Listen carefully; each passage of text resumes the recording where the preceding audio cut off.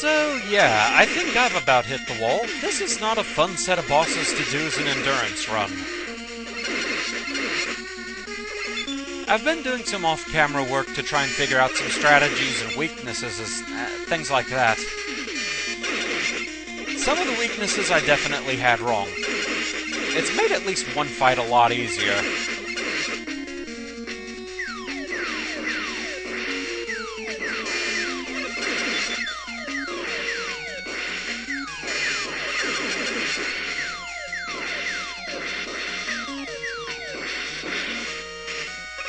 Okay, so here we go. Going to try and get one of the more annoying ones out of the way first, and c.viper is definitely high on that list.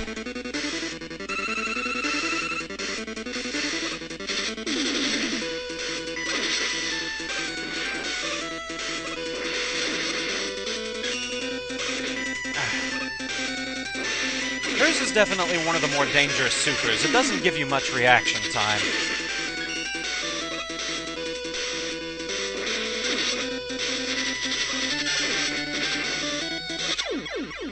Okay. So c.viper is down.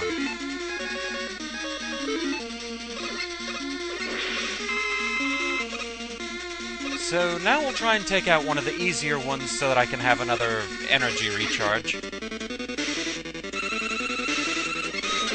Chun-Li is pretty easy no matter what. She's definitely weak to the Hadoken, but you don't particularly need it.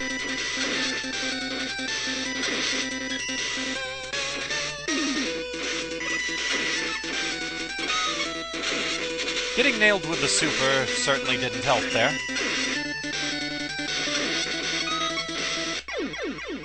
Okay.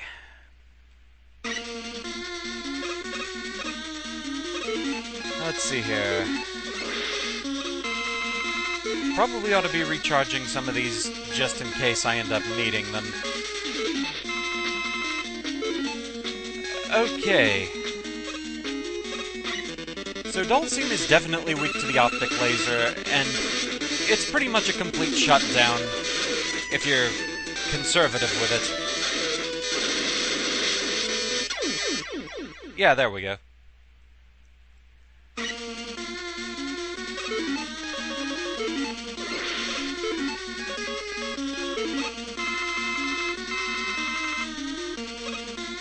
Okay, let's see.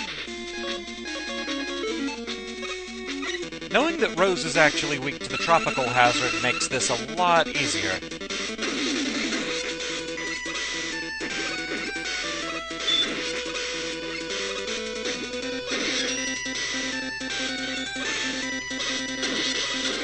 She'll run herself right into the watermelons pretty frequently.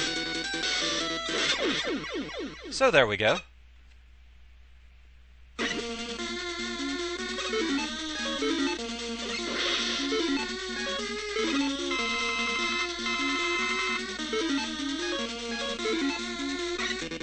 Okay, so Blanca is weak to Yoga Inferno. However, it's really not the best weapon to use against him because of his style of movement. It's just really not a good idea.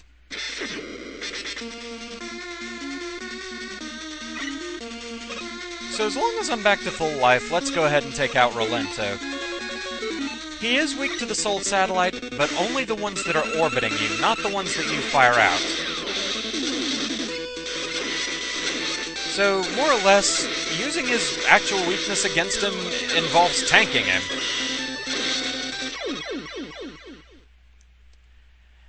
It works if you don't really care about the damage you're taking.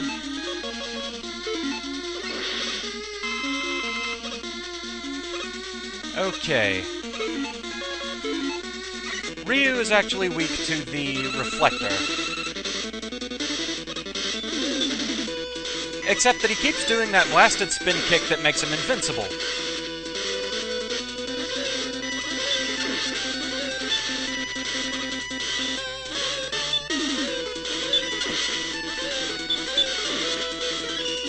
Amusingly, it can even reflect his super, though it doesn't do any extra damage against him. Okay. so I'm out of the reflector. Wonderful.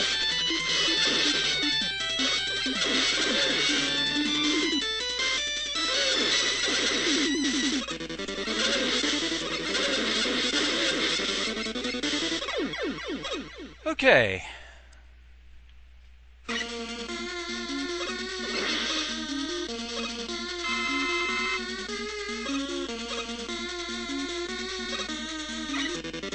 So Blanca, you might just want to go after him with a Mega Buster anyway.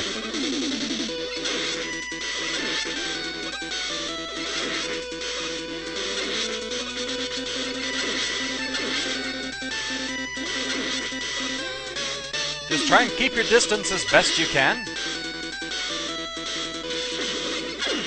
And then get a watermelon right on your head.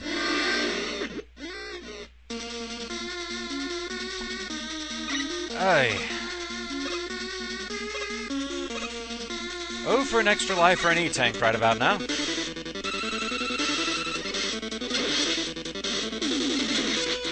Because Urian's weakness isn't particularly great against him either.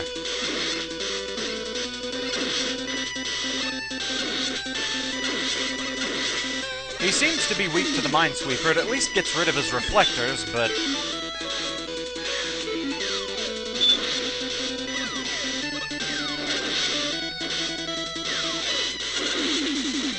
it's like he doesn't have any invincibility frames from the blast itself.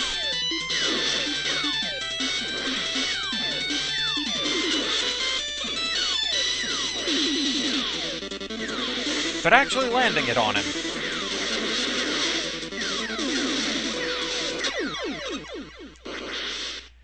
Okay, so I just have to beat Blanca.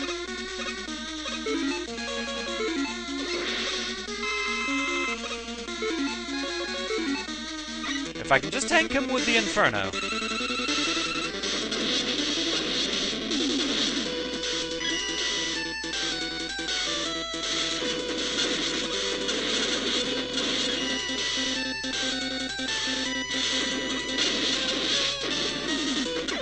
Okay, there we go. Please be the end of the stage. Thank you. Victory fanfare, thank you. Oy, that was a tough group. Okay, we're going to pause here before anything happens, so we can do a refreshing pause. Okay, so continuing on, let's see what we've got going here.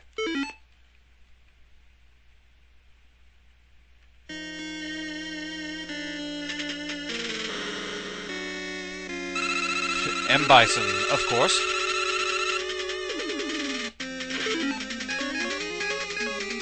Alright, let's just go with Buster and see what happens first. Well, you're a nimble little spaz, aren't you? Have a watermelon. Okay, you're not terribly impressed by that.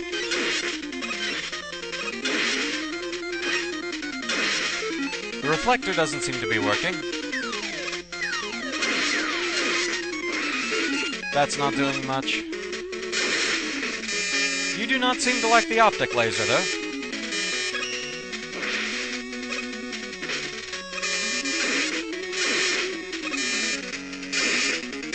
Yeah, 0 lives, no energy tanks. I don't see this ending well.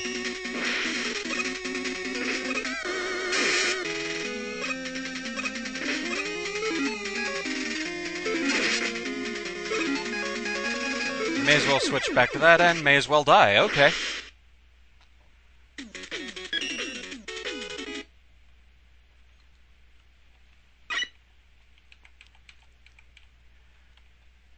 Alright, trying this again.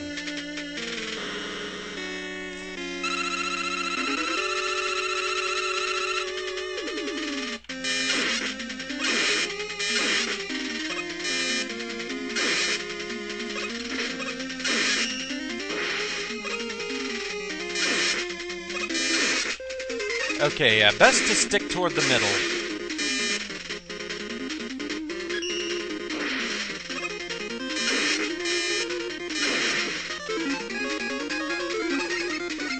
Okay, out of the optic laser, but at the very least, I'm a bit better situated now.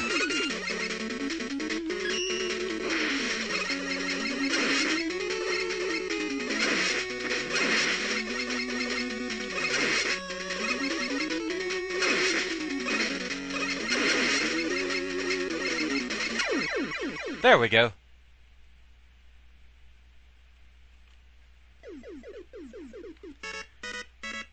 That can't be it, though. That felt kind of simple compared to everything else, especially.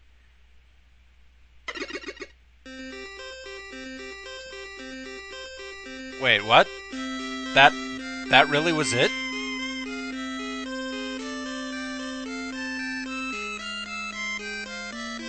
That's really how you want to end things off, huh?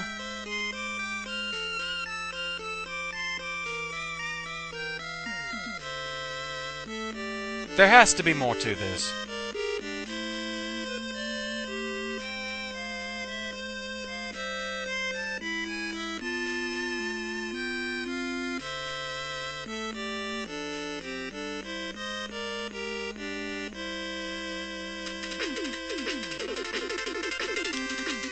Or maybe there doesn't. Okay, that was, like, anticlimactic out of 10.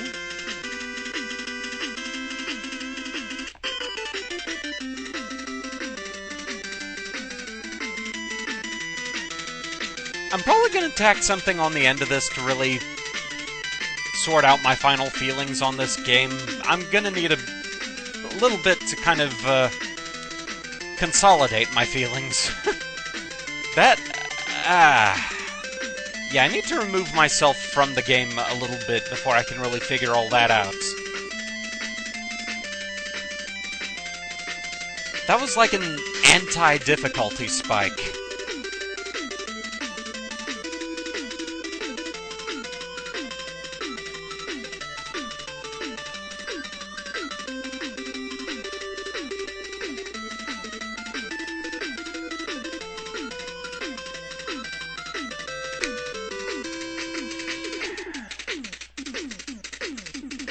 If nothing else, it was interesting playing a new classic Mega Man game. The physics were definitely there.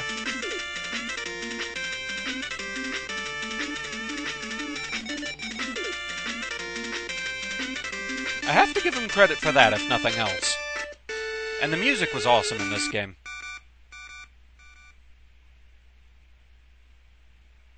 That just felt like a really sudden end. And yeah, we're back to opening title stuff, and...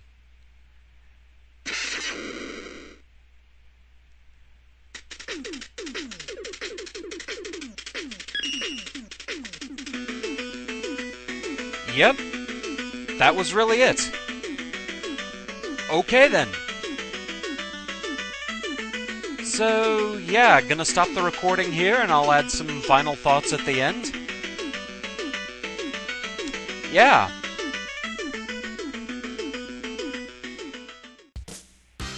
Okay, so final thoughts on the game.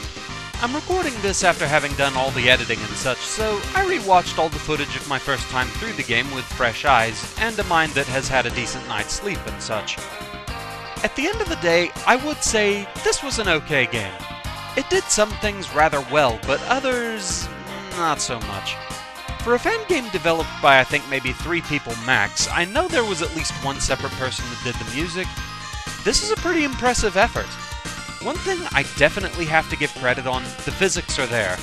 I cite Mega Man Rocks here, where the jump mechanics just weren't quite right. The designer there passed it off by saying they were no programmer, and under normal circumstances, it would have been alright.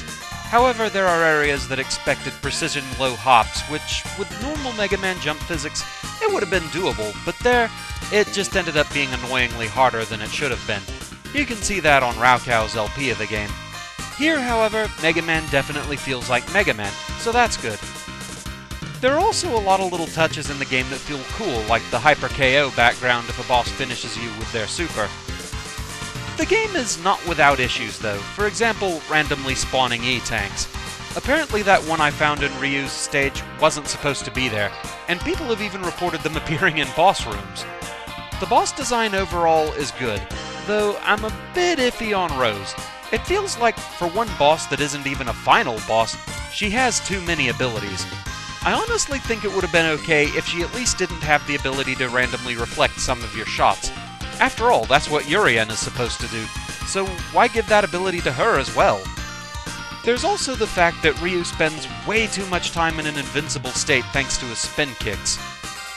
The weapons, I'm really not sure what to say here. They're okay for what they are, but none of them really stand out to me all that much. The Hadoken especially, it kinda just feels like a reskinned Mega Buster that happens to do more damage to Chun-Li. There's also the fact that the demos could have helped a little more in two main cases. First, it could have shown that you can aim Yoga Inferno. Second, it really could have done a better job of explaining how to use Tropical Hazard. It's only thanks to comments in the videos that I know how to use it now. Stage design is a bit weird. Some stages, like Urien's, Blanca's, and possibly Ryu's, I really liked. Others, like Chun-Li's and Rolento's, felt weirdly short and questionably designed. And then Dulcim's. The maze idea is interesting, unusual for a Mega Man stage, but it feels like it could have been done a little better, perhaps. There's also the rather anticlimactic fight with m.bison at the end. It lacks the feel of a true Mega Man final boss. No extra forms, no build-up, nothing. Just, here, fight another guy. Not even a stage leading up to him. Now, I have heard that there's a secret end boss fight with Akuma. You have to get, I think, 3 or 4 perfects during the game to make him show up. So maybe that has more of a climactic feel? I haven't fought him, so I don't know. As it is, the ending just felt rather abrupt. Of course, my main complaint is the lack of a save system, which apparently was a conscious decision to leave that out.